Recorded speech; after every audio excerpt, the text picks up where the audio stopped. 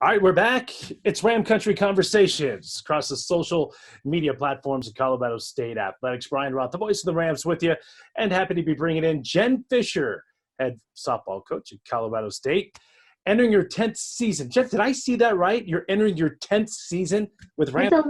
it's 11, Brian. It's 11. I wasn't counting last spring, all right? You only had I know you kind of can't count that, and I always like to say my first year was year 0, so that was a rough one. So yeah, we can say 10, but yeah, it's 11. years now as a head softball coach at Colorado State. Of course, Rams just really the last full season, 2019, won the Mountain West Conference, won 39-12. Great year. And then, Jen, tell me about this last 7 months for you, because you guys are a spring sport and you were in your season. The 2020 Yeah. started 20-something games into that season. Then all of a sudden, the world shut down, college sports shut down. What was that experience like?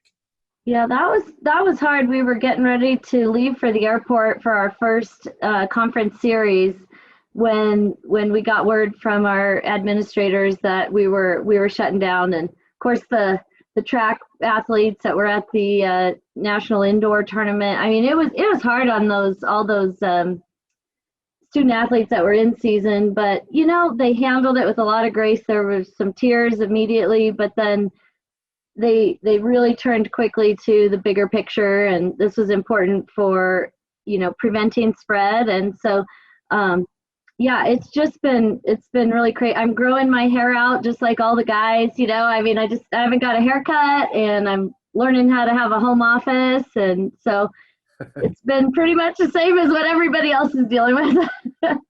Crazy.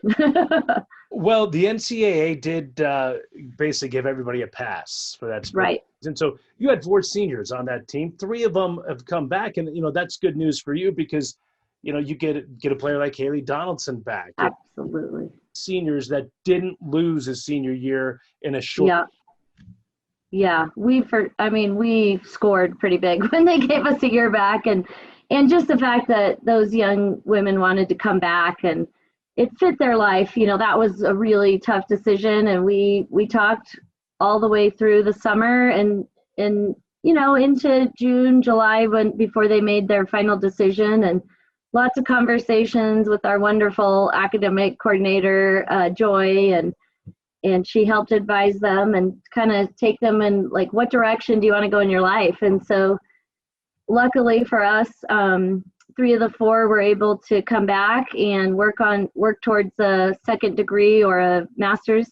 And then one of our seniors we're very proud of, she graduated and is in a master's program and coaching. So she's pursuing her dream, which is great. Well, fall sports now, feeling the pain of what kind of spring sports felt last month. Yeah. Should say with this pandemic. But how about you guys? I mean, this is a fall season where you guys usually have a handful of exhibition games, but is it kind of business as usual for college softball? Yeah, it's starting to get back to business as usual. I mean, we have an 8 hours per week segment, which we call skill work.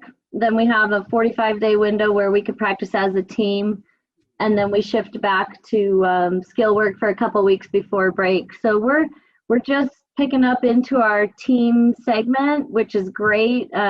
It's 3 or 4 weeks later than we're used to, so they were very antsy. The team was very antsy.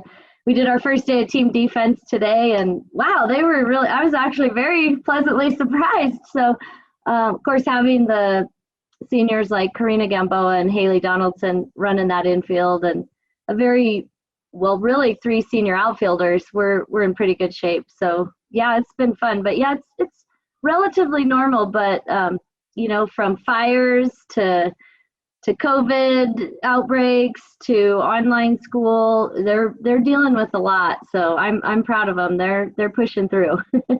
No question. I'm sure there's been a handful of practices for you guys where it's been tough to be outside. I mean, for the folks around northern Colorado, the Cameron Peak fire, I mean, that has really affected the air quality in northern Colorado. So it's yes. 2020 continues to deliver, unfortunately. Yes. Before we let you go, I read on CSURams.com. I think Mike Brohard, he pumps out so much great information. Awesome. Yep. He wrote about the new technology Colorado State softball is using. Tell me a little bit about the Diamond Kinetics swing and pitch tracker and how you guys are using that.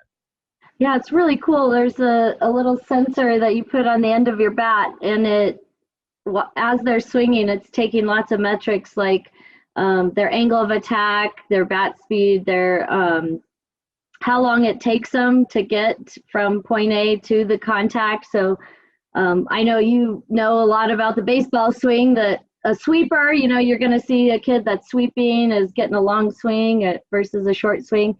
And so, yeah, it gives them a lot of great information. They're really enjoying it. It's something new and fresh. And then there's that same type of sensor in a ball.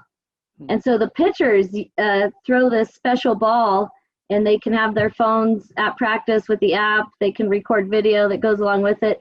It tells them the axis of rotation, how much break they're getting, how much spin per second. It's really pretty awesome. So it's pretty neat that we have a bunch of kind of nerdy kids that love looking into that stuff. So it's been really fun.